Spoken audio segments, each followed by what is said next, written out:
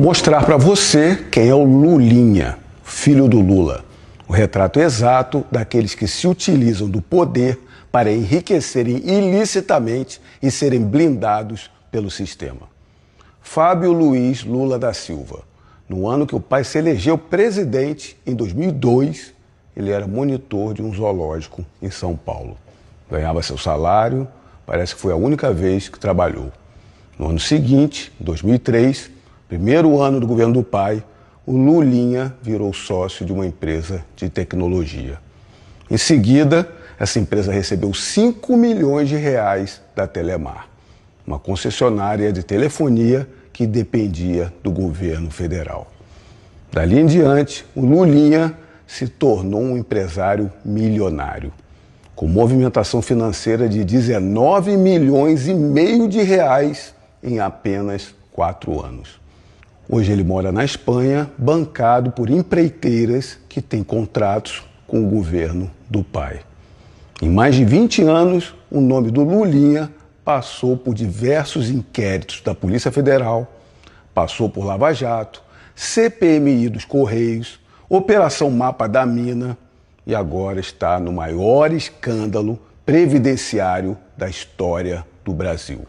O roubo direto das contas dos idosos, dos pensionistas, dos aposentados de todo o país. E com tudo isso, sabe quantas vezes o Lulinha se tornou réu? Nenhuma.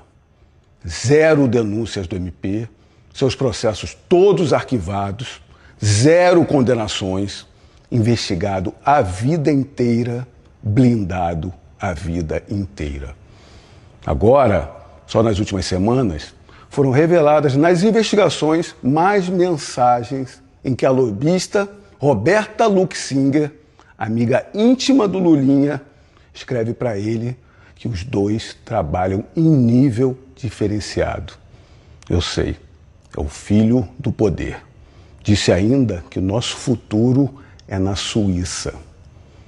Lógico, com os pagamentos de cerca de 300 mil reais mensais, uma mesada em favor do filho do Lula, a investigação ainda identificou 1,5 milhão de reais de repasses com Lulinha aparecendo pelo código o filho do rapaz.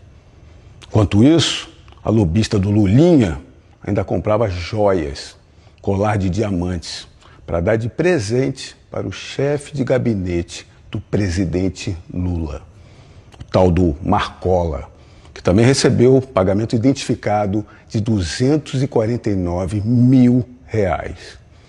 Tem mais, as viagens documentadas do Lulinha, a lobista e o careca do INSS, sempre juntos, viajando para Lisboa, para Madrid, de classe executiva. Tudo isso enquanto os 6 bilhões e 300 milhões de reais que eram descontados, sem autorização, roubados da aposentadoria de milhares de idosos de norte a sul do país. Várias as entidades associativas e de fachada faziam esse desconto.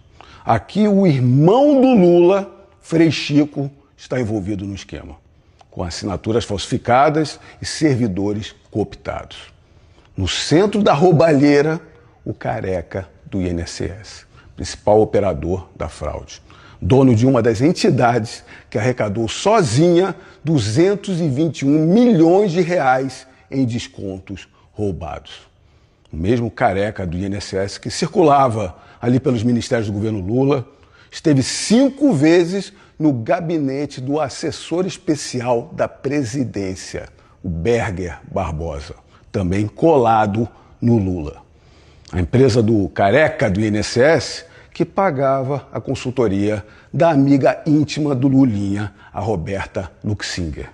E é essa amiga que comprava as joias e transferia dinheiro para o Marcola, chefe de gabinete, homem mais próximo no trabalho do Lula. O esquema, essa grande crueldade que roubou dos mais necessitados, de aposentadorias, de pensões, se revela dentro do gabinete do Lula, com integrantes da família e também da Presidência da República envolvidos diretamente. O que fazem as instituições? Em março de 2026, a CPMI do INSS aprovou a quebra de sigilo bancário e fiscal do Lulinha. Horas depois dos extratos chegarem, Flávio Dino, ministro do STF, indicado pelo Lula, anulou a quebra.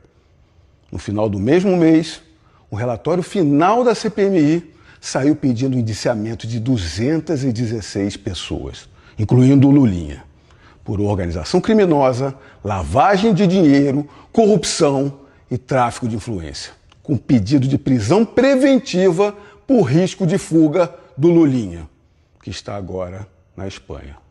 O relatório foi derrubado, a CPMI acabou sem conclusão.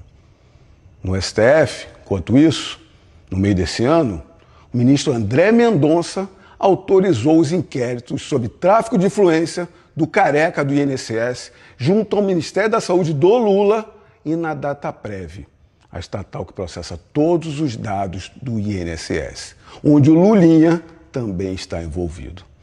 E como está essa atuação da Polícia Federal do Lula, que deveria estar tocando essas investigações? A PF trocou ao menos 3 delegados da equipe que investiga o Lulinha.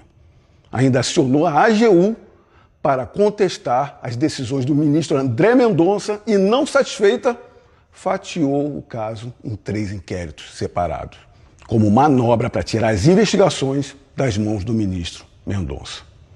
Todos sabem que já estão preenchidos os requisitos para a decretação da prisão preventiva do Lulinha. E por que nada acontece? O ministro, o juiz do processo, por lei, ele não pode decretar sozinho de ofício. Ele necessita de um pedido de prisão da polícia ou do MP, o PGR. Só que até hoje, o Lulinha não tem contra ele nem pedido para ser ouvido a prestar esclarecimentos. Quanto mais um pedido de cautelar. Está claro que a PF quer deixar para depois das eleições. É clara a blindagem e a politicagem dentro da Polícia Federal, uma instituição antes tão respeitada. Todos já deveriam saber que nada disso é acidente. Esse é o modo do PT de governar. Lembra do mensalão, a compra dos votos no Congresso com dinheiro público, a destruição da representatividade popular, do Petrolão, cerca de 10 bilhões de reais em propina na Petrobras, montaram um cartel de empreiteiras, saqueou a maior empresa do país, o roubo de uma riqueza nacional de todos os brasileiros. Das empreiteiras, que ainda confessaram na justiça americana terem pago 788 milhões de dólares em propina em 12 países. O BNDES financiava as obras em Cuba e na Venezuela e vinha o calote bilionário desses regimes para o contribuinte brasileiro pagar. Dinheiro público sustentando obras de ditaduras lá fora, enquanto faltava recurso no Brasil para os brasileiros. Abram os olhos dos desavisados, dos isentos, dos indecisos. Um 4º mandato do Lula não é opção. É uma sentença de destruição do Brasil. Esse país precisa de mudança, precisa de decência, precisa de trabalho, precisa de um governo que respeite o dinheiro do trabalhador e do aposentado.